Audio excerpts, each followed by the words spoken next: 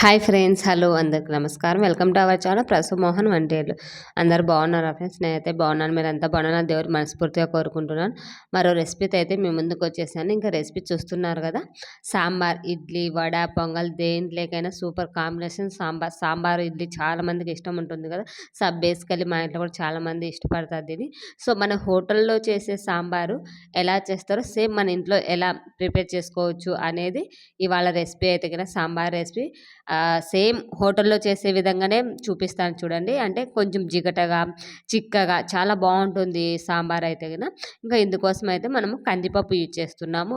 Basically చాలామంది శనగపప్పు use చేస్తారు, లేదా శనగపిండి అలా అలా అవసరం లేకోకుండా కందిపప్పు యూజ్ చేసి మనము సాంబార్ అనేది ప్రిపేర్ చేసుకోవచ్చు. ఇలా మంచిగా వాష్ చేసుకున్న తర్వాత వాటర్ వేసేసుకొని క్లోజ్ చేసేసి ఒక 5 to 6 విజిల్స్ అయితే రానివ్వాలి. మనకు సాంబార్ కాబట్టి మెత్తగా రావాలి. సో ఇందులోకి కొంచెం పసుపు యాడ్ చేసేసి క్లోజ్ చేస్తున్నాను. ఇంకా అలా మన గిన్నె ఏదో ఒకటి పెట్టేసామంటే పొంగకోకుండా మనకి కుక్కర్ అనేది పొంగిపోకోకుండా ఉంటుంది.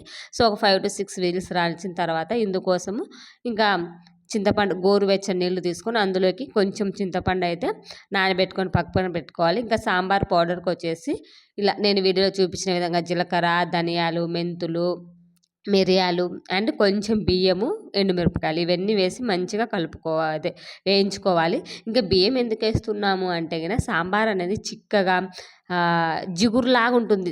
గమనించారంటే మీరు హోటళ్ళల్లో సేమ్ అలా జిగురుగా థిక్నెస్ రావాలంటే కొంచెం బియ్యం అనేది యాడ్ చేసుకుంటే చాలా బాగుంటుంది. లేదు అనుకుంటే స్కిప్ చేయొచ్చు, ఎవరి చాయిస్ అది.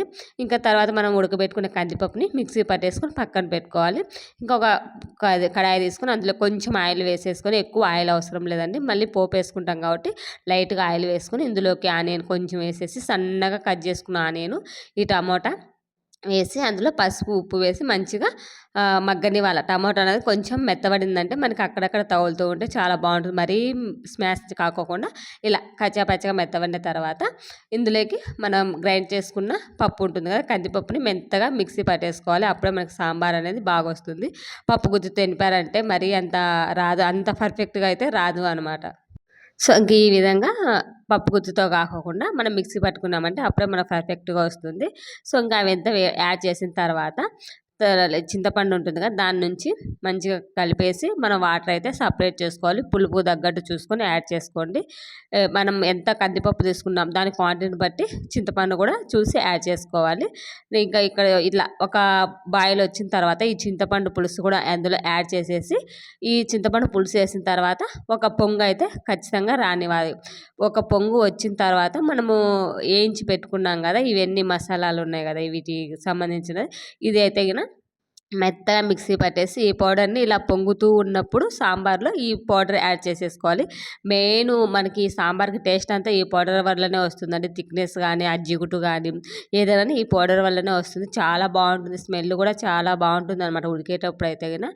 ఇంకా ఇలా పొంగు రాయించిన తర్వాత ఇందులోకి కొత్తిమీర యాడ్ చేసేసి పోపు వేసేసుకోవాలి. ఇంకా మనకు పోపు అంటే ఖచ్చితంగా తిరువాత గింజలు, ఎండుమిరపకాయలు అండ్ కరివేపాకు, కొంచెం ఆయిల్ వేసేసి లాస్ట్లో మనము వేసేటప్పుడు ఇంగువ అనేది కంపల్సరిగా వేయండి. ఇంగువ వేయడం వల్ల స్మెల్ కానీ టేస్ట్ కానీ చాలా బాగుంటుంది. ఆ క్లిప్ అనేది ఇక్కడ మిస్ అయింది కాబట్టి మీకు చెప్తున్నాను. ఇంగువ అనేది కంపల్సరీ. ఇలా పోపు వేసిన తర్వాత ఒక 5 minutes అలా మూత పెట్టేసామంటే ఆ ఫ్లేవర్ అనేది ఆ సాంబార్కి పడుతుంది. సో ఎంతో టేస్ట్గా ఉండే మన సాంబార్ అయితే రెడీ అయింది ఫ్రెండ్స్. ఎలా ఉంది ఏంటి కామెంట్ బాక్స్లో అయితే కామెంట్ చేయండి. నేనైతే ఇడ్లీ కాంబినేషన్ ఈ సాంబార్ అయితే చేశాను. మీరు ఎలా చేశాను అనేది ఖచ్చితంగా షేర్ చేసుకోండి. Bye bye friends.